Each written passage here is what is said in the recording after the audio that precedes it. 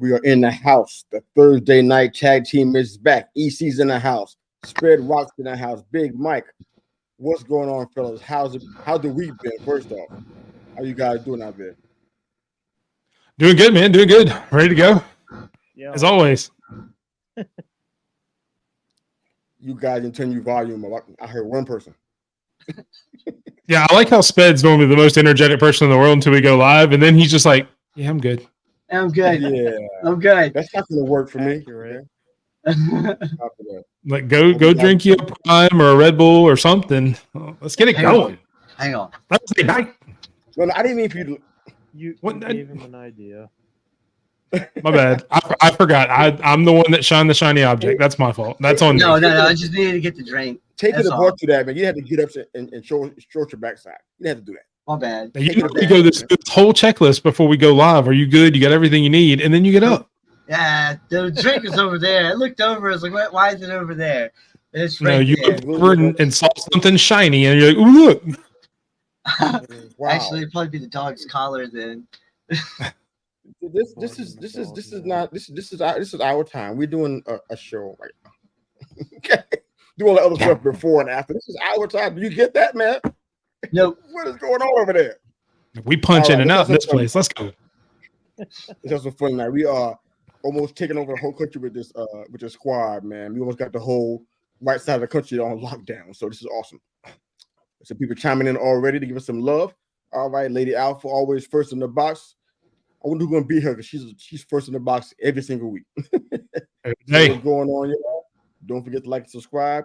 Give Lady Alpha a shout, especially on Twitter. Rock an account out there.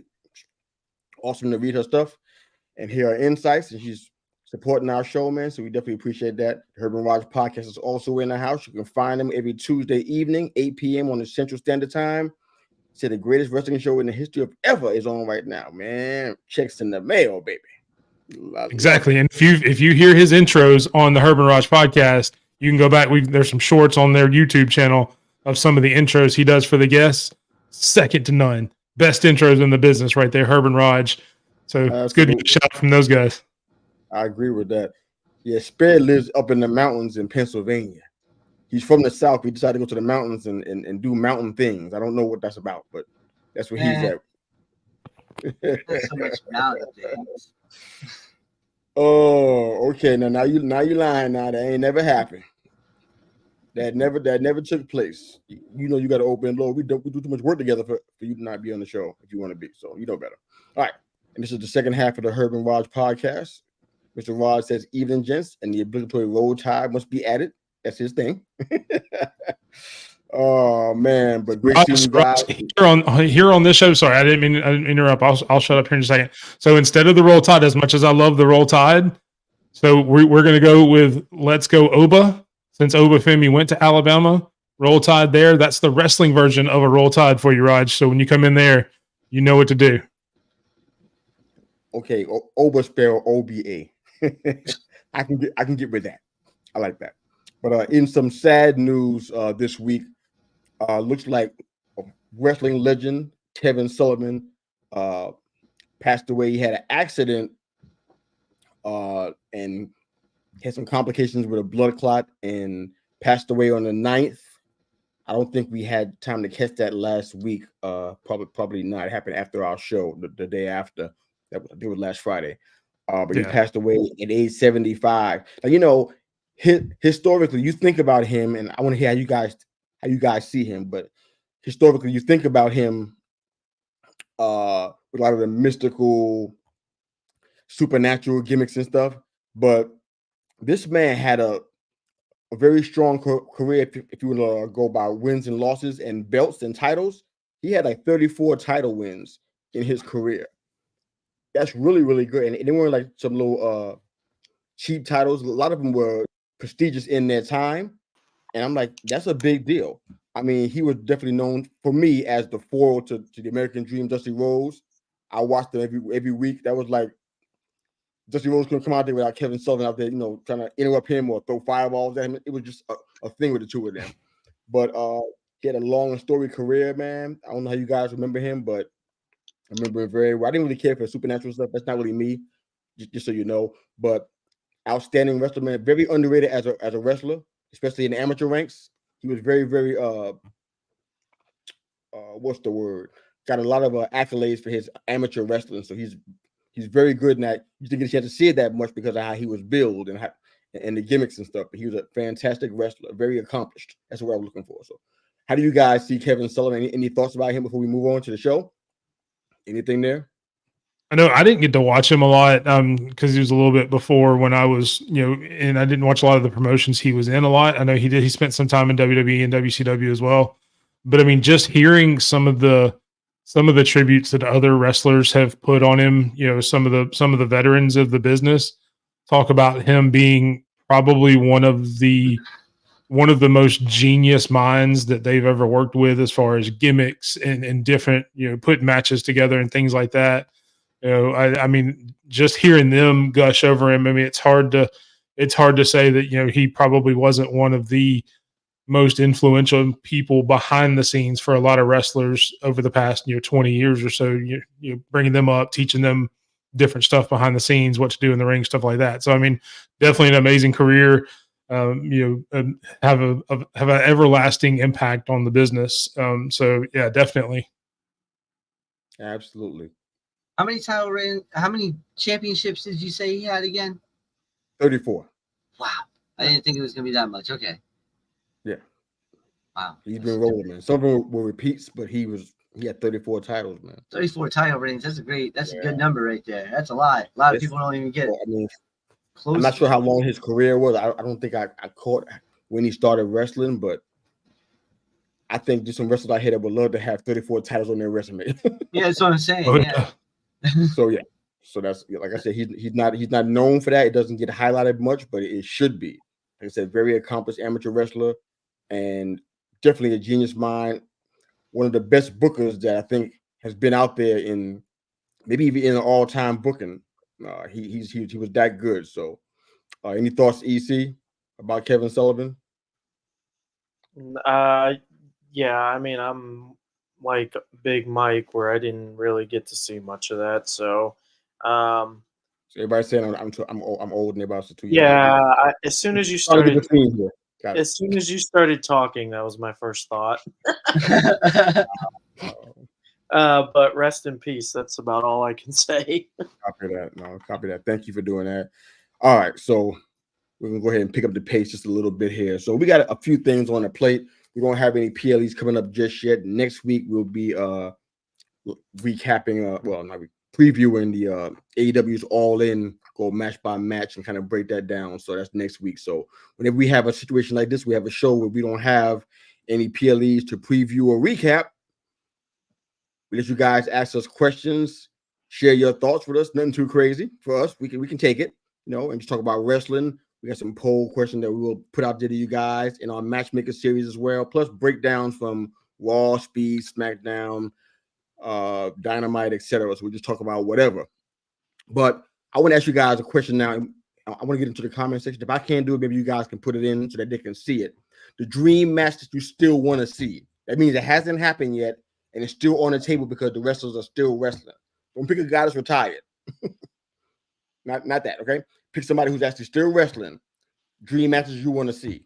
I got 3. It's going to be hard for me to decide between the 3 of these, but I want to hear you guys' thoughts. What's the dream match that's still a possibility that you want to see happen? Anybody got in the comment section, or is this going to be my job today? Let me do it. I got it. Okay. Should be in there now. Thank you. What are you thinking? So I started thinking about this, and mine is one that we've already kind of seen, but I think in a new dynamic. So it's weird to call it a dream match since we've already seen it in a way, but in the way that they're being portrayed now, and really it'll be a 2025 match. So when it happens, and I'm sure it may actually happen, but mine is I want to see this iteration of Roman Reigns go up against John Cena coming back as one of his return matches. Had very similar trajectories of their career where they were the uber babyface, super babyface, to the point where they were hated by some of the IWC because they would never turn heel. Obviously, you had the Roman heel turn in the reign he's had over the past 4 years, but now that he's finally accepted by the fans as a babyface now with this comeback. I think just having this iteration of Roman Reigns and this iteration of John Cena would be kind of like the Rock Hogan back, decade or two ago. So I think that would be similar to that, to where, who are you going to cheer? Who are you going to boo, and just let them kind of go at it. Okay. Not bad. And you definitely wouldn't get a suffering succotash out of it like this time, like you did last time. Okay. All right. What else we got? Dream matches that you want to see that haven't happened yet, but it's still a possibility. There's still hope. You're saying there's a chance. I know this might actually happen soon, but what about Dempsey versus Alexander? Both of them Really? technicians. Both of them are technicians. Okay. They would put on a great match together. I mean, I really like Dempsey from NXT. That guy, if he had his dad running with him, he'd be doing great right now, even better right now. But yeah, Alexander versus Dempsey, that match would be technical, and I think it would be a fun match to watch. Okay. Blanking out on that man's first name. Which one? Alexander. Cedric. No, God, no. That's not who you're talking about. You're talking about the TNA. Oh, Josh Alexander? Used to be we the North, yeah. I was thinking he was talking about Cedric. Oh no! Oh God, no! No! Yeah, because you just said so. You're talking about Josh Alexander from TNA. Yeah, from TNA, yeah. No. Okay, yeah. So it's Josh. That? Yeah. Well, you just said Alexander, so I wasn't sure. Sorry. Yeah. Now we good to go. I'm like. No, I heard about that too. I'm like, I get what Mr. Hughes. I don't know that I see a dream match with Cedric Alexander. Just not be anybody's dream match. This is Mama answering the question. That's the only way he's gonna be in a dream match. His mama gonna be asking the question. It's the only way he's in a dream match of any kind. All right. EC, what you think, baby? I know you got a few. Man. What you got? Well, I don't know. It can be all NXT, man. It don't matter. Whatever you want, man. What you got? I guess for me, it would one that I always kind of wanted to see was Sasha Banks versus AJ Lee. I don't know how possible that is with whether AJ comes back or not, but that'd be a good match. Yeah, it's a tough one when you throw in the what's actually possible right now, because I'm like thinking all across the board, and I'm trying to think of something that hasn't been seen yet. I'm shocked by you, and now I know you're off your game tonight. This is how I know. This is the evidence. If we can record this clip, I might put it on all the socials. EC is off his game because of this part. Seriously? I can do one for you. You probably would love, and it's like you didn't even think about it. And if anybody thought about it, should have been you. You all right tonight, brother? This is the low hanging fruit right here. This is the easiest dream match. Come on, man. Dream match for me. Over Jade and AJ. But I was about to say that. I was about to say that, but I went Sasha Banks over AJ, over Cora, because the word dream match. For me, AJ has to still come back first for me to throw Cora in there. Well, AJ ain't really wrestling; she's doing other stuff. I mean, there's more of a chance that you get AJ and Cora. Yeah, since if AJ comes back, because at least Cora's there in NXT of the relationship with Punk. Then getting a Sasha Banks. If we get AJ back, there's a guarantee that there's something there with Roxanne Perez and Cora Jade. As there should be. Yeah. I would hope so. I mean, with that being the discussion, yeah, I would say either Roxanne and AJ or Cora and AJ could go either way for me. Okay. Well, I was trying to get some time to figure out which one of the three I wanted, so I'm going to put all three of them in the comment section. Huh? Just give us all three. I'm going to do it. Make a dream card. You don't have a dream match. Make a dream card. This is that. So I'm going to put them all in here. We'll call it Mr. Hughes Wrestle Dream. think that name's been taken already. That's why we had the Mr. U for copyright purposes. Yep. Copy that. I know that's right. This is the one I was leaning toward the most. Rollins and Ospreay. That'd be a great match, yeah. And the last one, which is the time is running out on that. I don't think it's going to happen now. But this is Dragunov and Danielson. Ooh. Yeah, that one would be good too.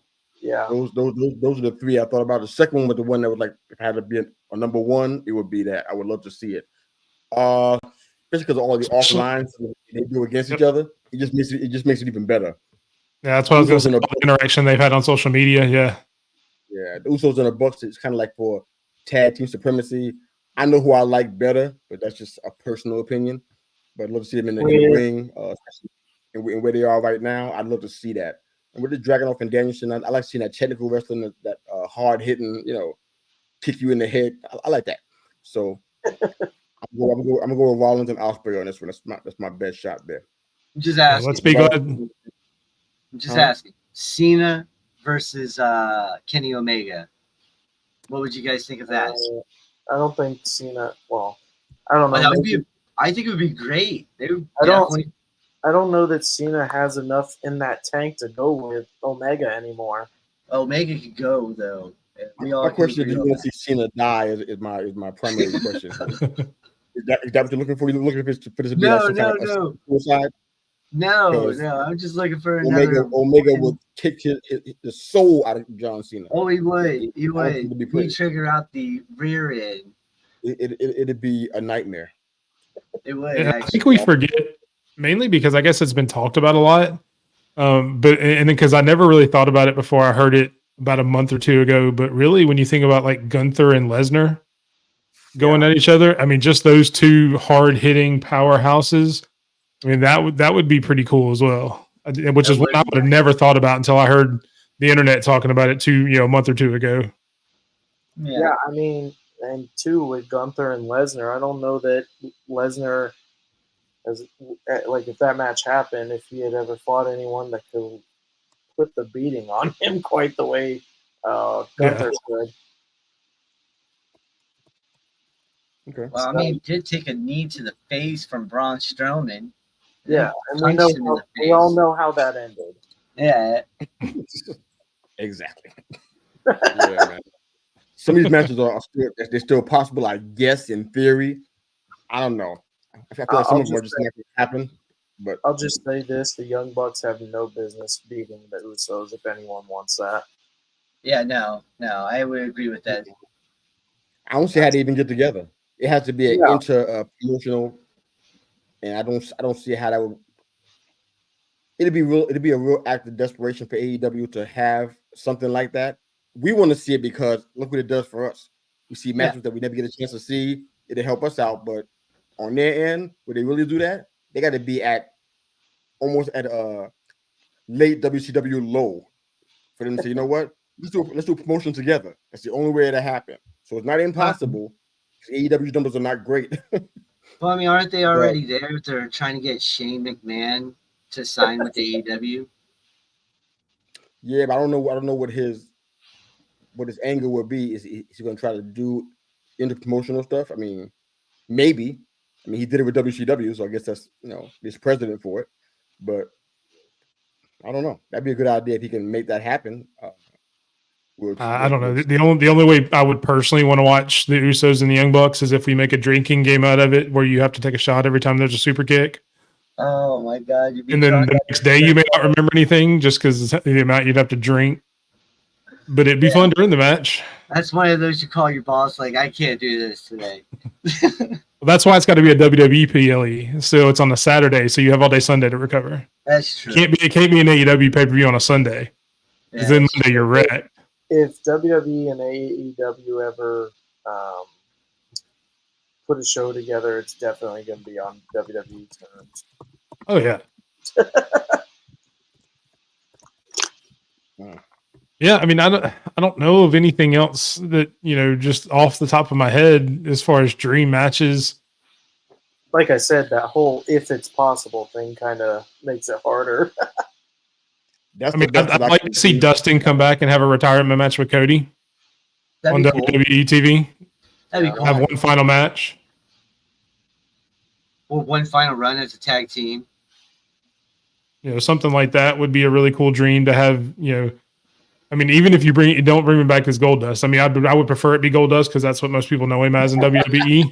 Oh God! In that character, I mean, how do you not bring him back? I mean, that character was around forever. Yeah. Well, look, I mean, I'm right there with you. It'd be cool to see Dustin Rhodes, but this is WWE. We gotta get it's cool. Goldust. Well, I mean, You forget the end of the Goldust run. He was a more serious character. He wasn't the Goldust you're thinking about. You know, when he first started coming out. Towards the end of that run, Goldust was more hard hitting. Wasn't as once they go to Netflix, wasn't as flamboyant, everything like that as the original character. So it could work. Once they go to Now you're Netflix, gonna be obligated to bring Stardust back out too. See how this is gonna work. It's like no, you don't bring Stardust Bring back. out Stardust too. I'm okay with it. I love Stardust. That's my hot take. Everybody will hate me for it. I loved the Stardust character. I thought that was funny as crap. I'd like this theme. I just love the hissing. That was awesome. I think if done right, you can because look at what AEW is doing right now with this hologram character.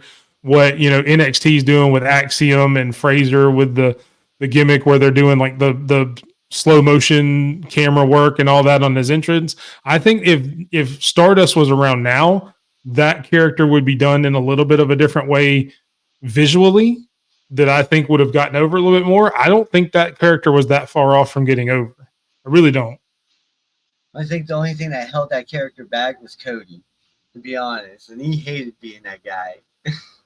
Yeah. Can you blame him? I don't blame him. No, not at all, man. So what we see this week that was that kind of stood out, wrestling matches wise or storyline wise. I mean, there was a lot of things to talk about. You can pull from Raw, SmackDown, Dynamite, even Speed if you got something there. What would you see that Roman Reigns told Solo. Roman at the end told Solo, "You get one shot. I'm giving you one shot." And then he went on that little berserk, on what was it, Tomatonga? Yeah, he went on, little chair rampage for a minute. That stood out big time. I was like, all right, here we go. That and Damian Priest showing up like an actual Grim Reaper behind Dom and Liv. Was actually pretty cool. That was a good shot. That was great. That was a great shot. Pretty dope. I was like, oh, okay, that's how you do that. The face that he made when he come up behind them reminded me of that episode of SpongeBob when when big old hibernation Sandy showed up behind Patrick and took his head off. But that was getting that mixed tag match at Bash with the Terror Twins versus Dom and Liv. That's gonna be incredible at Bash. Yeah, that's gonna be nice. Oh my goodness! But like I said, I think Liv takes the pin, not Dom, to set up Bad Blood. No, absolutely not. Dom and Liv are winning that match 100%. They're setting it up. And I'll back this comment by Lady Alpha. I saw a few of our female watchers and female wrestling fans that that spot where Damian grabbed Dom off the top rope by the throat when he jumped down. Yeah, there was some interesting conversations had after that moment on my timeline with some of our female listeners. So yeah, So one of the things that I can't stand when I'm watching a TV show is the 3 words at the end of the show, "to be continued." I hate it with a passion. Yeah, that's what you're doing to me right now. So can you share anything, or are we going to just be left in suspense? That's where I'm at right now. Let's say that there were a few female fans that loved it just as much as Lady Alpha did, for various reasons. I won't go into too much detail. We're wholesome here, by the way. I don't think I. They may have wished that they were in Dominic Mysterio's place at that point. Yeah, okay. What's cool is I looked at the clock to find out how long it's going to take us to bring Dom into a conversation. It's 24 minutes. It took us about 23 minutes to bring his name up. So it's kind of like a regular. But in fairness, you did ask for what stories got us. What stories were going on. And that is one of the biggest stories in WWE. And you should already know. You should already know that Nick can't help himself. I don't know what goes on in his head, but he gets so excited to think about Dominic Mysterio. Maybe Yeah, But I'll say this too. We talked about Dom over the past few weeks being the biggest heel.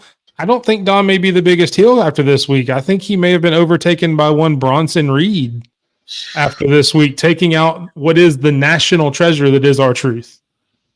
Did you see his tweet? This is funny to me. This is really funny. I'm like, most times the GM, they kind of just like figureheads. They don't really have any real power. They kind of just do stuff. But I always thought they were trying to make Adam Pearce a little bit different than the norm. But maybe I missed something. So I'm going to ask you guys a question rather than make an accusation. I'm going to ask you a question. I might have stepped out and missed some stuff. A lot was going on that night.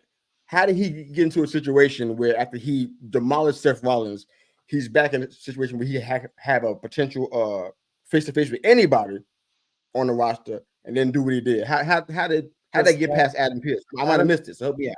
Adam Pearce. So he fined him. He didn't suspend him, but he fined him, quote unquote. And it was quote unquote a double fine because after the first fine, Bronson Reed said something on social media that Adam Pearce didn't like, so he doubled the fine, but there was no suspension or anything. That was the quote unquote punishment. Sorry, EC, you go ahead. Oh no, you're good. I was just gonna say Adam Pearce is an incompetent bald man. And now we're going to get fined by Adam Pearce because that's essentially what Bronson Reed said to get fined. So we will make sure we take that out of your check, EC. I'll be blocked on X by Adam Pearce by the end. Adam Pearce blocks people. I'm not so privileged, but he blocks people. I think EC is next on the hit list because of that comment. But I'm trying to understand. I had to step out, came back. He's splashing people again. I'm like, how'd we get back here? How'd you get a chance to splash somebody else?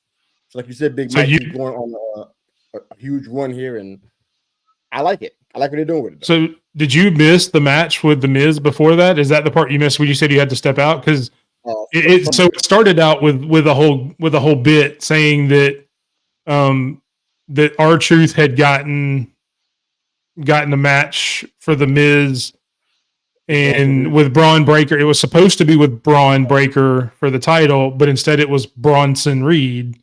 And so that's how the match kind of got made in general. So I didn't know if you missed that part. So The Miz and Bronson Reed had a match. And then obviously with R-Truth being out there, he splashed The Miz a couple of times, twice, I think. And then R-Truth pulled The Miz out. And then he just started decimating R-Truth. Yeah. Yeah, because I seen the backstage with Randy and R-Truth. We asked him, does he have a chance? Yeah. And that was kind of the tail end of that where, he said, "Hey, I'm sorry, Miz, of what happened, but I got you an IC title match so you can regain your IC title belt with Braun." And then it turns out to be Bronson Reed, classic R-Truth misdirection spot. So which ended up costing him apparently some bruised and cracked ribs, according to his social media. He put that out on Tuesday or Wednesday that he had some cracked ribs, so he's obviously going to be out for a while. So that's two fan favorites that Bronson Reed has taken out in 2 weeks' time with the splashes. So, I mean, again, I don't know how he doesn't overtake Dominic Mysterio as really one of the top heels going right now. I mean, just with the two people he's taken out, he has to overtake everybody. It's kind of hard to not. I mean, who else do you like more in this situation right now? I mean, he's doing it. Matter of fact, it's long overdue. When he got called, I'm like, man, this guy's a monster. You got to use him right. I should have said things about Bobby Lashley too, but look what happened. So I mean, he's on a monster hero, and I like it. Hope they take care of it and do it the right way. It'd be good. What's going to lead to? Are we talking about a world title? Or are we talking about something else? So I guess that's the kind of the question. Is it going to be a world title one? Or are we talking about a? I think there's also a big difference between monster heel and doofus heel. Oh, timeout. Because that's what Dominic Mysterio is. Oh boy! And we know why this one over here likes him, because they have the same nasty facial hair. Yeah. We need to bring like the ring bell in as a sound effect, Mr. U, for like for times just like this. When EC and Sped start taking shots at each other, we can just ring the bell and let them go. And me and you sit back with some popcorn and just let them go at it. Might as well, right? I wish I had some popcorn right now. It's befitting of what's going on. I mean, look, EC's hydrating and everything. I mean, He's getting. He didn't even have to leave the screen for his hydration, like Sped did. Yeah.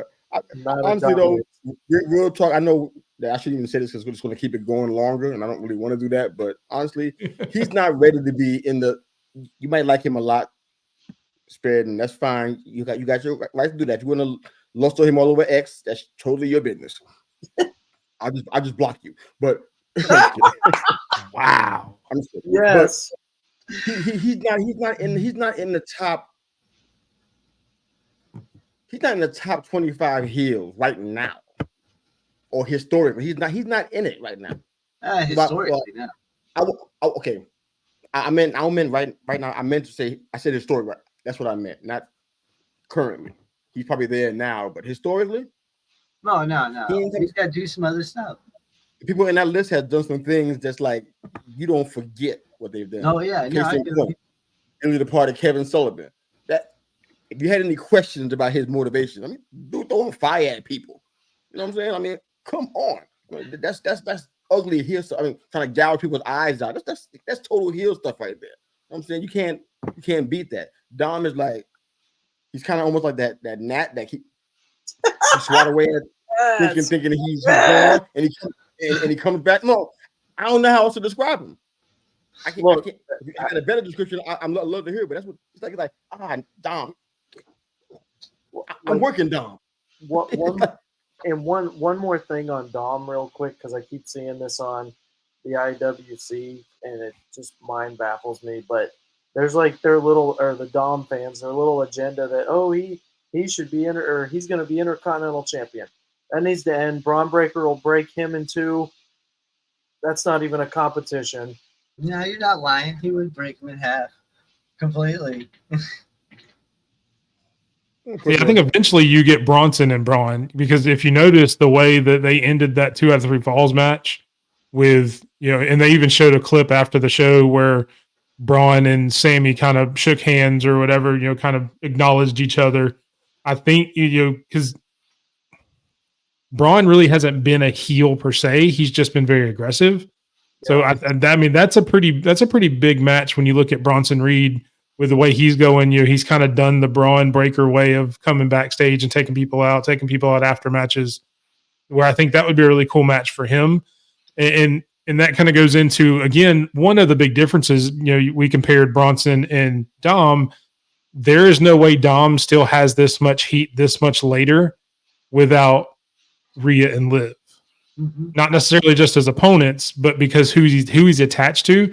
Bronson Reed has done this, not necessarily on his own, because obviously he's been taking people out, but he hasn't had a person attached to him the entire time, like a Rhea, like a Liv, that has helped him get heat. Without those two women in this storyline, Dom is probably nowhere near the level he's at now. So that's one of the reasons I would think you would have to put Bronson over Dom now, because he's done it, quote unquote, by himself.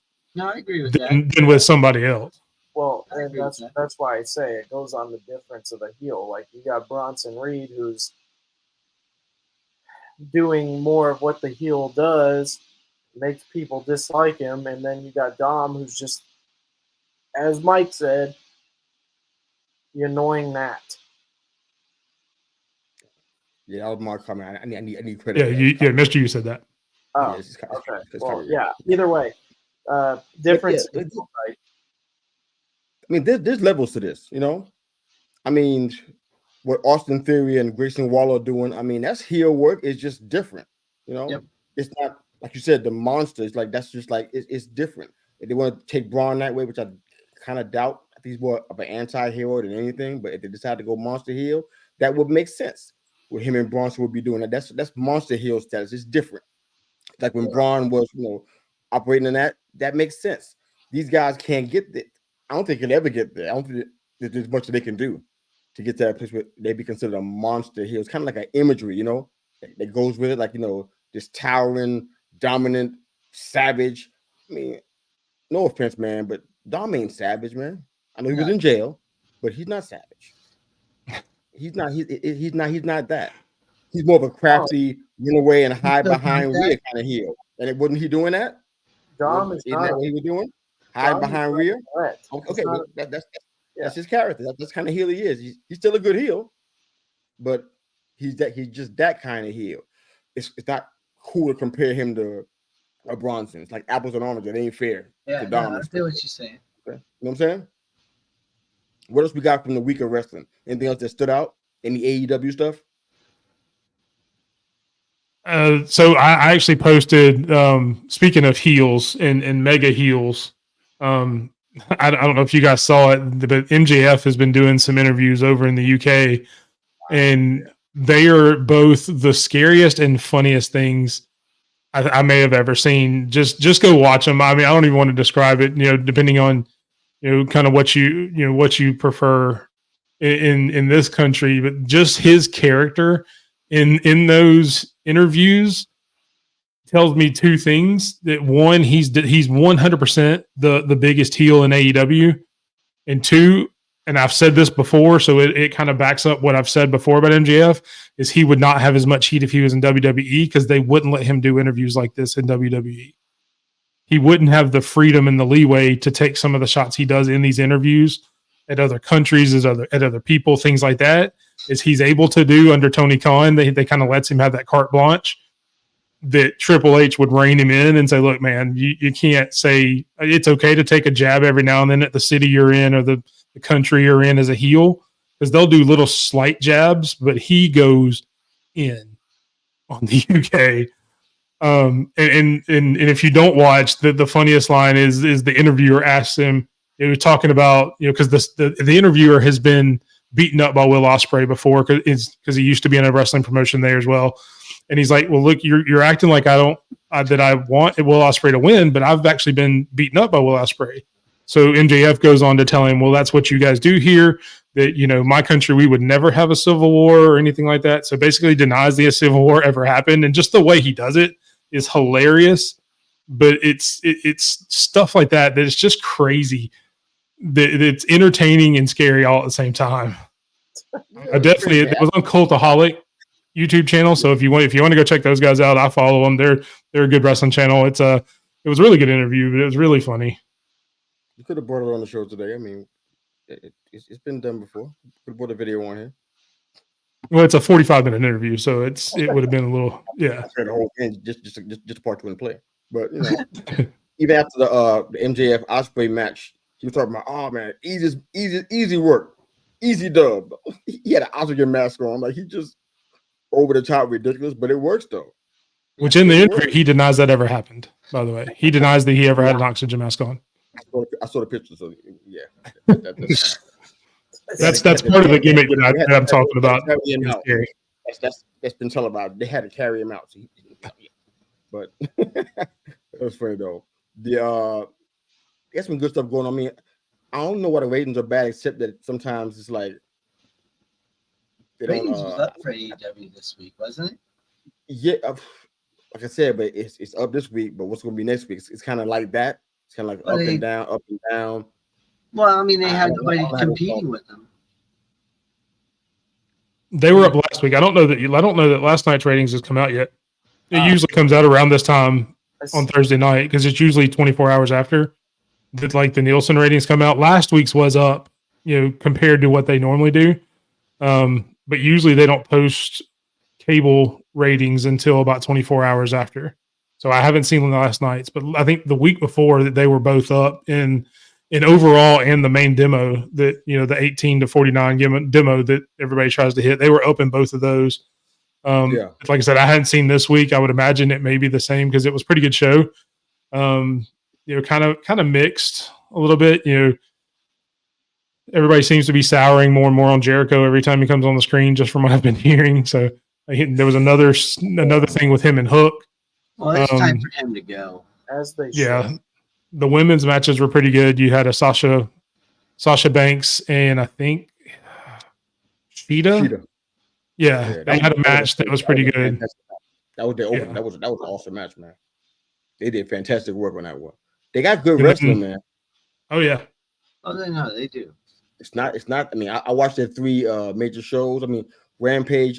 I'm almost to the point now where it's like I already watched SmackDown for 2 hours, right? So I'm like, okay, another hour of wrestling. I watch it, and I'm waiting for something to happen. At this point, like, come on, come on, please me, make me excited. You know, I'm waiting for that for an hour because a lot of times it don't happen. And it might happen in a spot that you don't expect. It's like, oh wow, that was good. But that was pretty much it. I'm watching Collision. If I'm at home, I'm watching Collision. They usually lead off with a good match and they usually end with a good one, good wrestling match. In between, it's like it can be weird, but Dynamite's been kind of solid across the board to me for what I want to see. Like we talked about many times on the show, you know, the storyline stuff and them, you know, finishing stuff, all that trading back and forth, face 1 week, heel the next week. I hate that. I think anybody that's an old timer that, especially an old time wrestler that respects that, I think they would hate to see that kind of stuff. MJF don't have to do that. He stays heel and he stays in character even when he's on, off camera and doing other stuff. He stays in heel. If he's on Busted Open, he stays heel. He stays in character. These guys, when we did, like for example, like a John Moxley and Danielson with the Blackpool Combat Club, they did that stuff every week, every other week. They would change. It would be a heel 1 week, face the next week, heel the next week, face the next week. That's confusing. You know what I'm saying, and you got too much talent that you don't have to even do that. You got more people that you can handle on your roster. You can make matchups and book better than that. So that's my only complaint about that kind of stuff. But AEW, man, the wrestling, man, is really good, man. They got some top-notch guys inside their wrestling, man. So it shouldn't be a problem for them to put on good matches. But what else you got on AEW? That's really the problem I have with the whole Swerve Strickland thing right now. Because hell, a month ago he was on the big face team against the Young Bucks and all that. And now last night he turns full heel. I thought he turned heel. Okay. Yeah, no, he's been going that way ever since the match with Ospreay, really, because he was a face there, and then you had the Blood and Guts match where he was a face because he was on the AEW team, and now last night taken out and he even kicked Brian in the head after the match, because he's over there consoling Daniel Yuta after Daniel Yuta got demolished by Swerve. Really good. But him going back and forth, I can definitely see because Swerve's one of those characters that, man, he could be, and he is incredible. But having him start back and forth like that from week to week, I could definitely see how that would be frustrating. Was it necessary though? I don't think it was. I think you could have kept him as a face, and that match still means a ton. Yeah, it's not possible to have two faces. I mean, Braun is. In some ways, man, people like Braun so much that he's almost doing that right now, and he's not even trying. You can still do it. You can still be super aggressive like Swerve would have to be to hold on to his title. I get that stuff, but all the other stuff is like, dang. And of all people to do that on, Danielson is probably the best person to do that on because he's always fighting from underneath anyway. So you could be an aggressive baby face and doing what you have to do and let Daniel fight up from the ground up. And still have that same dynamic. So I agree with you. I don't think it was needed. I don't know why they're doing it. Because at one point Swerve was probably your biggest face, going for a little bit when he got the championship and some of the stuff with Hangman. That's one of the ones I didn't understand when you mentioned it. I just don't understand that direction. I don't get it. Anything else from that? If not, we'll go ahead and move on to our next question. What do you think? Ready to roll? I'll take wow, the silence is like deafening. All right, so we go with the biggest miss in each federation. I've been holding the thing for like about I don't know how many weeks it's been. I've been wanting to do this for a while. So much fun. The biggest miss in each federation: AEW, TNA, and WWE. Now that list is probably so long, it may take you forever to try to find. Hopefully, you had enough time during pre-production to try to figure out what it's going to be. But somebody can try to poll question. You got it, Mike? Yeah. Drop it in. Thank you, sir. Biggest miss in each federation. Matter of fact, our first or second show, we almost went there, but we got sidetracked by a different conversation, and people were answering the question. But this is funny though. But I got one of each. I spent some time on this. I want to just really think through what I thought were the biggest one. So I'll give you guys a head start, give you some chance to kind of think about it. I'll go ahead and show you share mine, and you can show me yours. All right, so TNA, this one goes back a little ways. Hopefully you guys are familiar with Nigel McGuinness. He does a commentary work for WWE right now, right? Well, he was the ROH world champion for like about 545 days. That was a record. I remember ROH. They're still around. Just kind of hard to tell, but they're still around. He had legendary status during that time. I'm talking about legendary. He was like, he put his name up on the rafters. He was like in the ROH Hall of Fame almost easily. Right. Started a feud with Kurt Angle during that time. Had a long feud with the Pope. After that, all the momentum got killed. No wins after that. He was just almost a sidekick. This man came in with credibility, and TNA they missed on that man because they need all the talent they can get. They had AJ and had the machine guns and some other ones, but they had a lack of some really good heel talent at the top. And Desmond Wolfe would have been awesome there, and they missed on that, man. That was an opportunity for them there, and they missed it. When in AEW, I'm going with Ricky Starks in this one. It's rare to be great at being a face and being a heel at the same time and connect with the audience either way. He's able to do that kind of stuff despite all of the online stuff that's going on with him right now. I mean, he's been in for 4 years, had a tag title with Big Bill, which is like recent, and then an FTW title, which is also recent. So for about 3 years or whatnot, he had nothing going on, no title to speak of. He has the it factor. I'm kind of afraid of him going to WWE. I'm like, people go over there that have real talent and charisma. For some reason, it's not always for their whole career in WWE, but for a short period of time, they suck all the life out of it. Kind of like, kind of almost like what they do when you go into the Marines. They break you all the way down and then try to build you back up. That's what WWE is doing with a lot of the characters. And I feel like that's what's going to happen to him. He'll go there and be some mid guy, and all of a sudden he'll get a push. It's like he got so much going on right now. It's like he can do this, but AEW just missing it with him. I don't know what's going on. It must be personal because he's not injured. He can work, but they ain't letting him work. So I don't know what that's about though. And the last one is WWE. This one, I can't even find anybody else that's better than this. I could have said Lashley, some other folks, but Shayna Baszler. I mean, come on, dude. When she was in NXT, man, her record was 128-61. She was winning more than half of her matches, like 60% of her matches. Dominant, feared, 2-time champ. The first reign was 133 days, which got snapped by Kairi Sane. The second one was 416 days, and Rhea snapped that streak. 6th longest reign ever. Called up, attacked Becky, got the push super canceled real fast. And she attacked Becky, that whole run got canceled, and she's been in and out of stuff ever since. The most notable thing she did was probably with Ronda Rousey.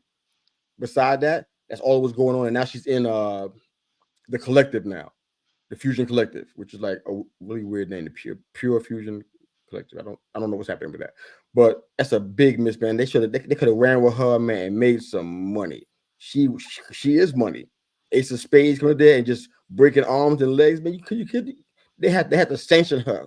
that's how much she'd be so dominant, and not using her that way. Still, it shows no sign that it's going to be happening. So those are my 3. If you don't have 3, it's fine, man. We'll take whatever you got, and then we'll move on to matchmaker. But what you guys got? Biggest miss that you could think of in any federation? You guys can go first. I've been going first. One of you guys can go ahead. AEW's Wardlow.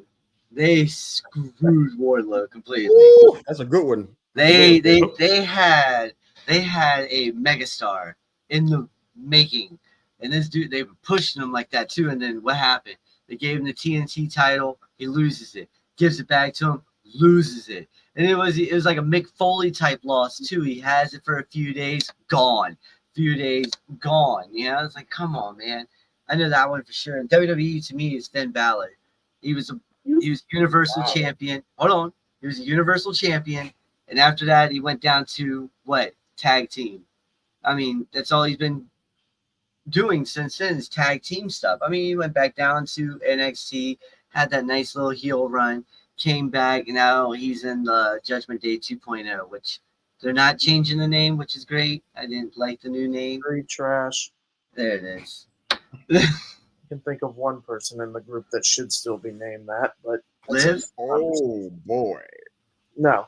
I'm playing. All right. I'm just gonna say he stole both of mine because he did. I did. Okay. Nice. So with WWE, I'm just gonna to keep things interesting. I don't have one for AEW to change because I was going to say Wardlow also. With WWE, I'm just thinking back to that time in 2018 when Strowman was hot and they just didn't capitalize with that. Oh yeah. How do you get that wrong? Dude, it's a giant. How do you get this wrong? It was so funny too. I think back to when he was, God, I forget who he was attacking, but threw dude in the dumpster, and when he had Roman on the stretcher and they're putting him on the ambulance, and he comes out of nowhere. I'm not finished with you yet. Yeah. Goodness, man, it makes this might be blasphemy, but I'm gonna say it because I'm kind of concerned about it. When Oba gets called up, they're gonna do him right. I think they The will. only person that can make sure this is done right is Trips, because he's connected to the NXT product, so I think he will know that I think he'll do the right thing by him. But he's the only one that stands between Oba getting called up and turning into a clown. He's the only one that can stop this from happening. Well, and these bookers, man, the creative man, they don't know what they're doing sometimes. Braun is a monster. How do you not? What are we talking about right now? That was the Vinnie Mac era too, though. This should be easy. He should be so built up that the next match should be him and Braun. It should be academic. yeah, He should be built up so much, but he's not. He's coming in once in a while to save somebody from a beatdown or whatever's going on. I'm like, this is not good use of his talents and abilities. But it's a WWE thing. It feels like. Go ahead, man. I was just gonna say, at this point in his career and life, I think he's just happy to be getting that WWE paycheck. I think they're protecting him more than anything at this point. He had a neck surgery.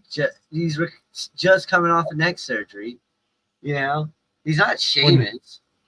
He's got a knee injury, right? He's got a knee injury right now, which is why he hasn't been on TV in the past few weeks. That whole spot where he ran through the barricade with his knee was a way to kind of write him off with his knee, because he's been having some legit knee issues.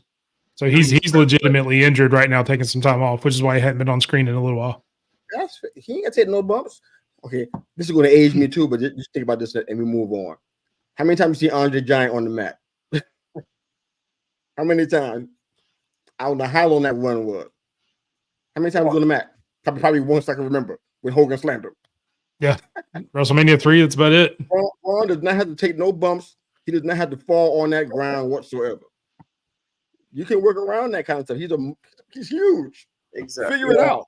Yeah, you're right on that one. It's not that hard. You know what I'm saying, but that's just it. All right. So, matchmaker time. You ready?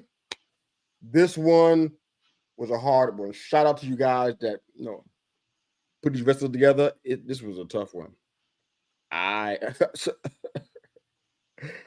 Right now I don't even have the answer. Oh, right, okay. That's the one I made. Nice. I got stats and numbers of matches, and I got all types of stuff in front of me. I'm like, I still don't know the answer. So this is going to be fun. We can close the show out with this, so we can take all the time we need for it to finish it up. But man, I made this one. Battle of Canada. Copy that. This is the Sp3d's Canada series, which I like. So Kenny Omega, upper left hand corner, upper right hand corner, Edge. I guess that's mid 90s Edge.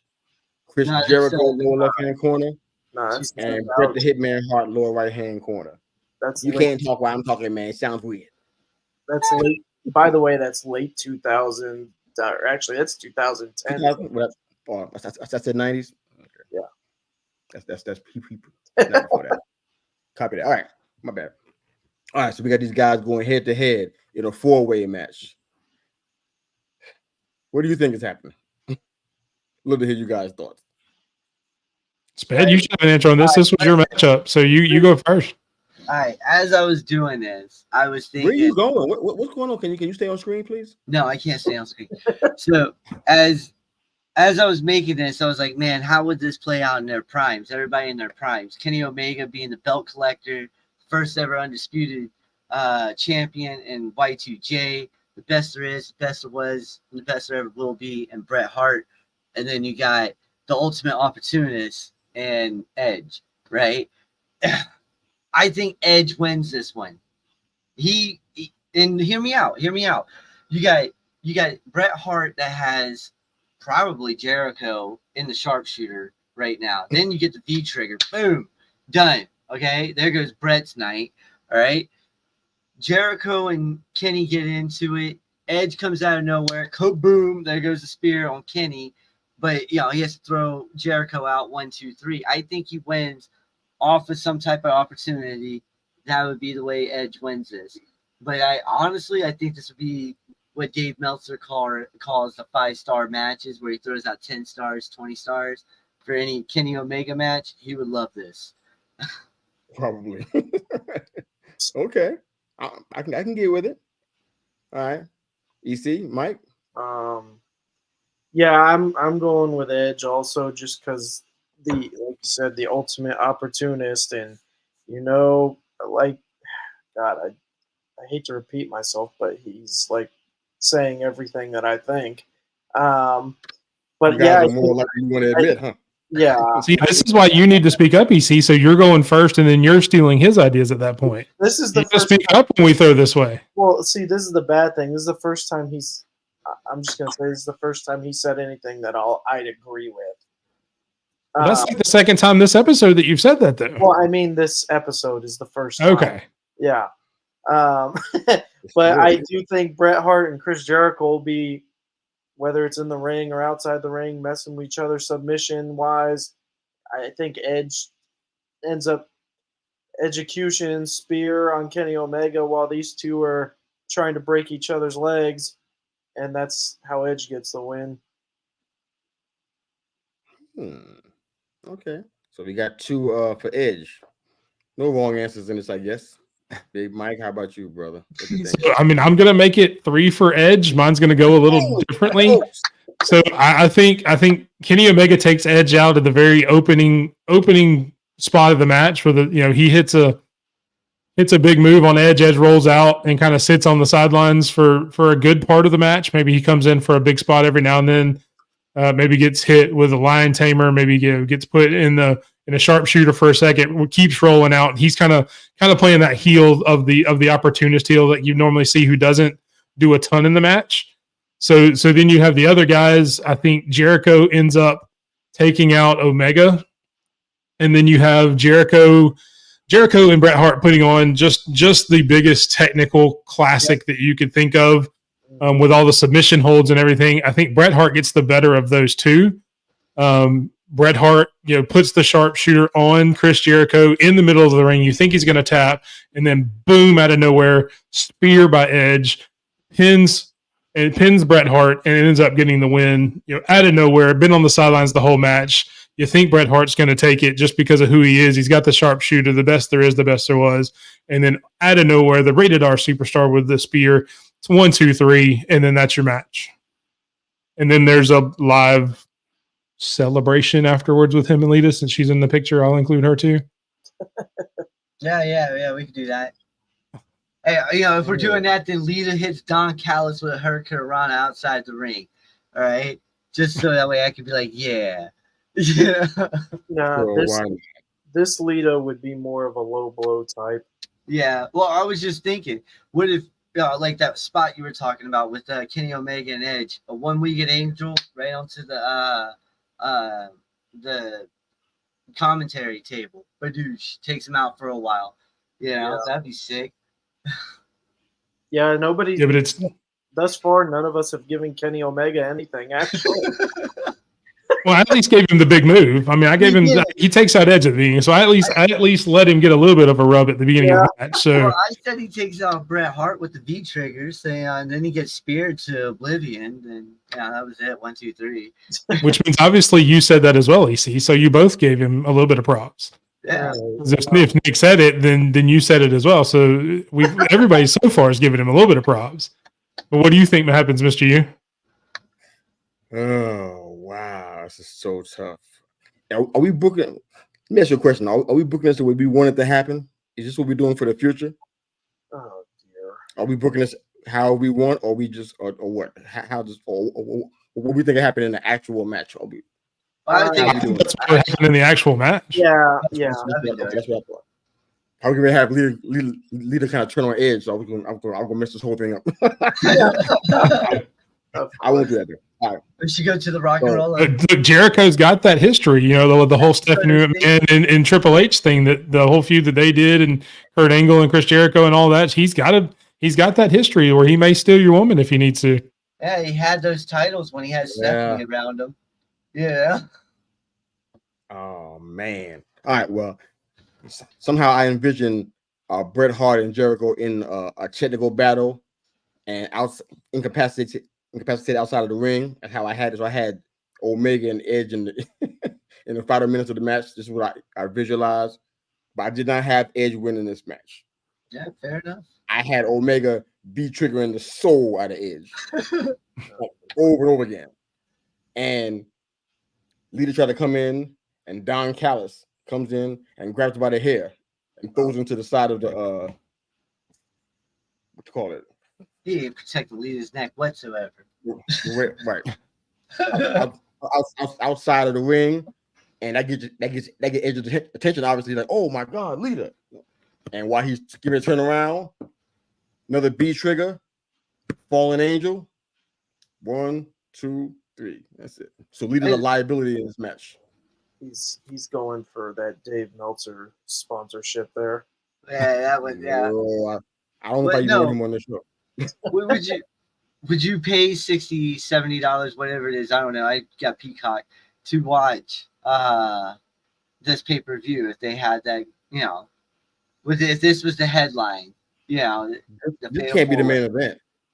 No, this can't. That's what I'm saying. Would you pay for it? That's the question. I'm not paying for that, honestly. Okay, that's what I was wondering. Yeah. That's what I was wondering. I can get 2 matches. I can get 2 quality matches out of this. Oh yeah, you definitely could. Or you can get 4 separate. I could do a whole bunch of stuff. Not all 4 of them together.